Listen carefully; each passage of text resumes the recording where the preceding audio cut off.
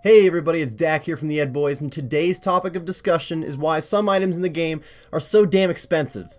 Everyone remembers starting out in the game with no stats or gear. Your first iron, steel, mithril, maybe adamant weapon wasn't too expensive, but then that jump to rune was a little bit crazy. I remember being so broke as a kid I could only afford like one rune item at a time, so if I wanted to use a rune pickaxe I'd have to sell my rune skimmy or whatnot. Little did I know that the jump to dragon items would be even bigger than that, and then you get into special gear like Barrel's gear and God Wars Dungeon stuff, and a lot of other upgrades that at the time were way out of my price range. I have seen in my CC and my Twitch chat and even some of my old videos talking about affording upgrades the question, why is this item so expensive? Especially if it's only a little bit stronger than the previous upgrade. Obviously the price of everything in the game is affected like the price of everything else in existence. It's about supply and demand. If there's more people that are trying to sell the item than people trying to buy it, then the price is generally going to be lower. If there's a lot of people trying to buy it but only a few people to sell it, then the price is going to be higher. The two factors that players seem to underestimate is how difficult an item might be to get, which affects the supply, and how helpful an item really is, which is going to affect the demand. I'll start with a simple example. Looking at your boot slot, rune boots are pretty cheap, and they're pretty good boots since they have a strength bonus along with their defensive stats. It requires 80 Slayer to fight the Nechrils, which drop rune boots, and that's the only way that these boots ever enter the game. 80 Slayer is not too high, but it cuts off a chunk of players from being able to bring them into the game. The thing is though, once you can fight Nechril, you can burst or barrage to KO a lot of them at a time, plus there's just a lot of people overall grinding out Slayer. And rune boots do get added to the game fairly quickly compared to how many people actually need them. Since you don't really need them for that long, eventually you have multiple upgrades past rune boots to move on to.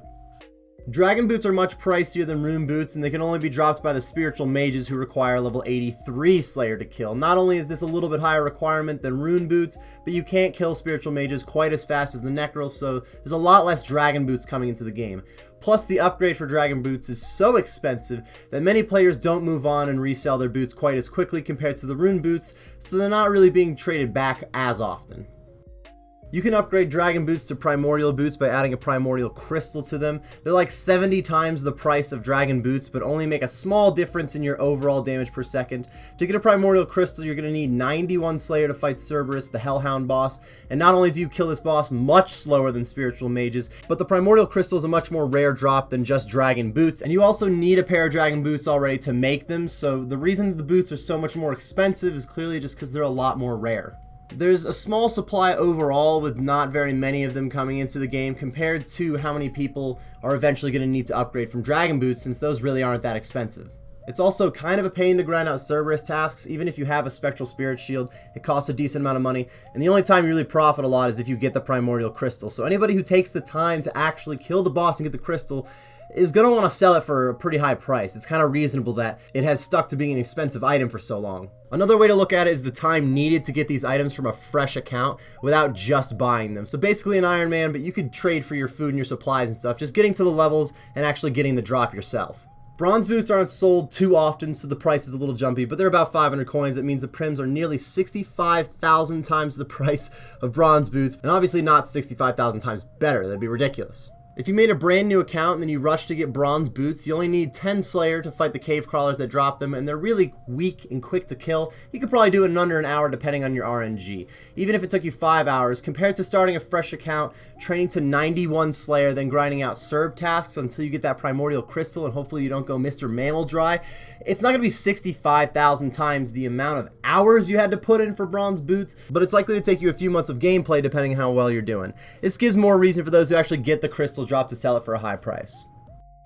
Some items are not only difficult to get without buying it, but they're also extremely helpful upgrades instead of just that little added DPS. The Toxic Blowpipe is one of the top weapons in the game. It costs right around 5 mil, but it does need to be charged with Zulrah's scales, which add up over time. The Blowpipe is made from a Tanzanite Fang, which is a fairly rare drop from Zulrah. This isn't the case for every boss, but for the most part, if you're looking to upgrade from your Blowpipe, you usually need to get a Twisted Bow, which is nearly 240 times the price of a Blowpipe at the moment.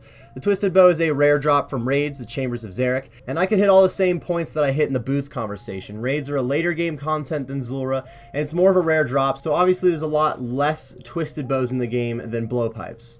It's not only a rare item to get though, the Twisted Bow is insane. If you haven't had a chance to ever use one, you should check out some streams to find someone doing raids or Zulra or even the new Hydra boss and just see how it cranks. The Blowpipe is a great weapon, and overall the DPS difference isn't absurd, not even double the damage, but obviously nothing like 240 times the DPS. But anybody that's somewhat close to affording a T-bow and wants to do some bossing, you're likely just camping out a moneymaker right now, trying to get that bow, since it not only is going to speed up the moneymaker, but it's one of the most fun weapons to use in the game. I think the demand factor is really illustrated by comparing the price of the Twisted Bow to the price of the Elder Maul. These are both the same rarity in the chambers as Eric, which means it's just as difficult to get one, and generally there's going to be about the same amount of them coming into the game. The T-Bow's sitting at well over 1.1 bill and doesn't seem to be going anywhere, and the Maul is around 17 mil and has been slowly going down.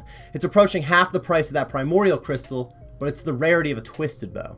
Also, like I mentioned with the crystal, since it takes so long to get a Twisted Bow, you're usually doing it in larger teams too. Players are going to want to sell it for a lot of money when they finally get one. If the bow wasn't that expensive, there'd be less players doing raids, and that would actually mean less Twisted Bows would come into the game, which would help raise the price, and it's just going to mean that this is going to be an expensive item for a long time. Not all upgrades have to be combat related. The best tool for woodcutting is a dragon axe, for mining you have a dragon pickaxe, and for fishing we have the dragon harpoon. The most expensive of these is the dragon pickaxe. The pick is 6 mil at the moment, and the rune pick is only 19k.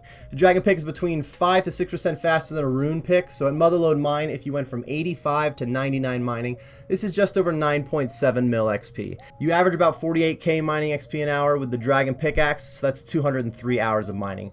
With the rune pickaxe, you're averaging just over 45k, which is 217 hours. Now that's only a 14-hour difference, which doesn't feel huge after all that mining, but to make up the 6 mil from a dragon pick would only take 430k GP an hour in each of those 14 hours saved. This isn't that much to make up, and you still have the dragon pickaxe, so you could just sell it back and either only have to make up the money that it dropped in price, or maybe it rose in price and you actually profited from having it. For each of these dragon tools, they're going to save you some hours and they are worth using, but only the dragon pick is really more expensive than the alternative. The dragon axe is dirt cheap since the DKs are being grinded out constantly, and even though it's pretty rare from Winter Todd, there's like hundreds of people constantly doing Winter Todd, so some of them have to be coming to the game from that one. The dragon harpoon is now on the drop table of the worms instead of the raids drop, and that has dropped it in price significantly, though it's still obviously a lot more than a normal harpoon. It is very worth using. The pick is much more expensive than the other two since you can only get it from wildy bosses or the King Black Dragon, but that's a 1 in 1.5k drop, so it's still pretty rare. The wilderness bosses have a pretty good drop rate, but not a lot of players are willing to kill it because you are risking getting PK'd and losing some money, even though with good levels and gear, you can make a lot of money out there. Overall, there's not a ton of pickaxes coming into the game compared to the others, but it's also possible that people just really dislike mining much more than woodcutting and fishing, which are both a lot more AFK. They're willing to spend a lot of money on something to make it faster because they just want to get the hell out of the mines. Some items shouldn't be as expensive as they are, honestly. Third Age is extremely rare, don't get me wrong. If you've never seen the odds on getting a Third Age piece, it's kind of wild, and anyone who's gotten one, you've either done an insane amount of clue scrolls, or you've gotten very lucky. The prices on them are nuts, though. Who is buying these? The Third Age pick is like 600 to 800 mil at times. It has the same exact stats as a dragon pickaxe. The longsword, 500 to 600 mil. It's a step between the dragon skimmy and the abyssal whip. So obviously nobody's buying these to use it. It's purely for the fashionscape hype beast of OSRS. And I'm not too blown away that Third Age is this expensive. It's been prestigious for a very long time, and it'll always be an expensive item since it's been very rarely added to the game. And some of them, like the pickaxe, hasn't really been around for that long. I just really can't imagine being somebody who buys the expensive Third Age pieces. You must be balling over there. You're killing me, at least. The Theater of Blood items are still more expensive than they should be, even though it's not very shocking since it is endgame content and it has been endgame for long. But I'm a little impressed with how well they held prices for a while. The Rapier has been dropping fairly consistently, just under 250 mil. Is a lot of money though for a niche weapon. It's one of my favorite weapons in the game, don't get me wrong. It tends to be one of the top 2 or 3 melee weapons for pretty much any melee situation in the game, and it isn't degradable. That's beautiful. But for most monsters that need a stab weapon, bosses specifically, there's a better option out there that costs less money. The Rapier is a good weapon to have all around, similar to the Abyssal Tentacle, but the Abyssal Tentacle degrades. It's just pretty expensive.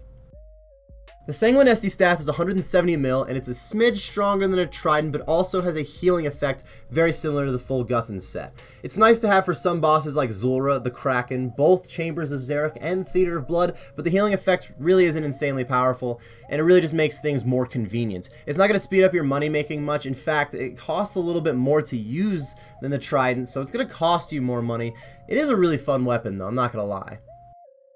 The Scythe of Vitur is the most expensive item in the game at the moment, mostly because of how rare it is, honestly. The Scythe is a beastly melee weapon and mostly used for the Theater of Blood to make money off of other Scythe drops, though it is really helpful in other bossing situations. It lands under all the same points as the Twisted Bow. It's really rare, it's really good, and large teams grind for hours and hours to get one, so they're going to sell it for a very high price.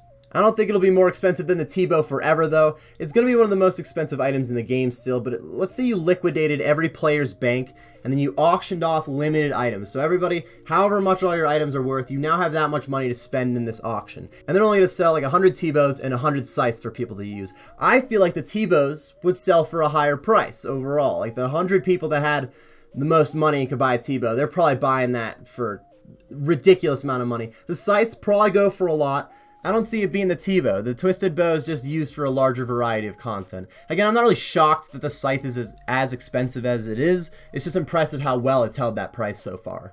Overall, it really comes down to supply and demand for item price, but when you find yourself amazed at how expensive your next upgrade is going to be, consider trying to get the item yourself instead of buying it.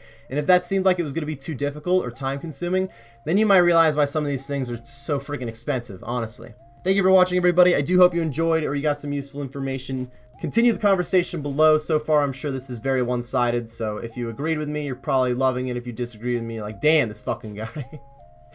Either way, if you did enjoy the video, be sure to leave a like and subscribe for some more content. Thank you very much for watching, everybody, and best of luck with whatever you're doing.